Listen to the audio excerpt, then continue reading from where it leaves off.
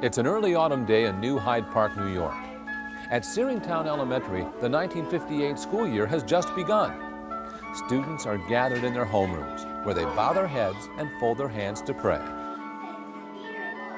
Almighty God, we acknowledge our dependence upon Thee, and we beg Thy blessings upon us, our parents, and our country. Stephen Engel, a father of one of the students, has stopped by for a visit. And as I walked through the corridor, looked into my son's classroom, there the teacher was beginning this prayer.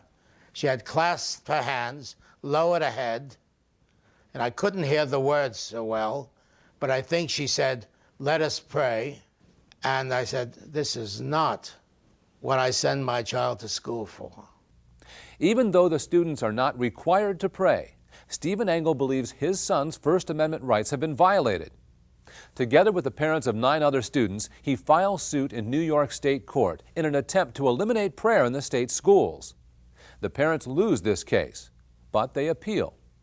Along the way, Engel and the other parents are threatened and harassed. Most Americans, it seems, want to keep prayer in the public schools, and long-standing tradition is on their side. When the case reaches the United States Supreme Court in 1962, the court is faced with a most difficult challenge. A majority of the people want prayer in public schools, yet the rights of the minority, including Stephen Engel, must also be protected. The court must find a way to balance the seemingly contradictory principles of majority rule and individual rights. For guidance through such a daunting task, the court must look to the great compact between the people and the government, the ultimate expression of popular sovereignty. They must look to the Constitution itself. The practice of beginning the school day with a prayer can be traced to the early schools in Massachusetts, where the Puritans saw education as a necessary adjunct to religion. When a number of states established common or public schools in the mid-19th century, they continued this tradition of partnering education and religion with the goal of forming good character and good citizenship. In the 19th century, school prayer represented the religious views of the dominant Protestant Christian majority. But as the United States became more culturally diverse in the 20th century, school prayers assumed a more general tone.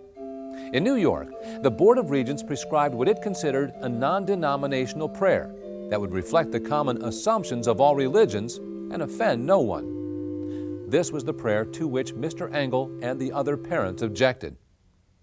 A majority of the Supreme Court agreed with Engel, ruling that any government-prescribed prayer violated the First Amendment's ban on the establishment of religion by the government.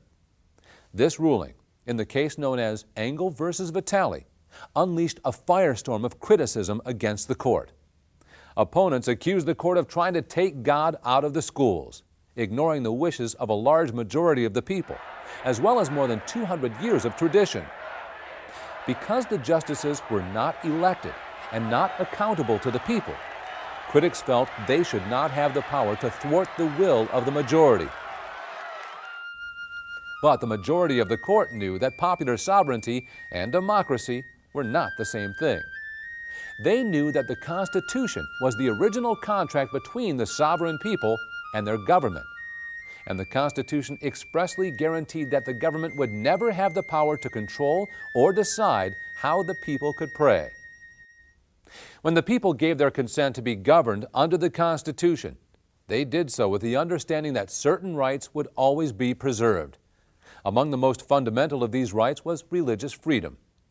Thus, to avoid what Alexis de Tocqueville termed the tyranny of the majority, the court knew that the rights of the minority who opposed public school prayer also had to be protected. In the end, the court attempted to strike a balance that fulfilled the requirements of the Constitution. But its decision satisfied very few people. And so, the school prayer debate continues.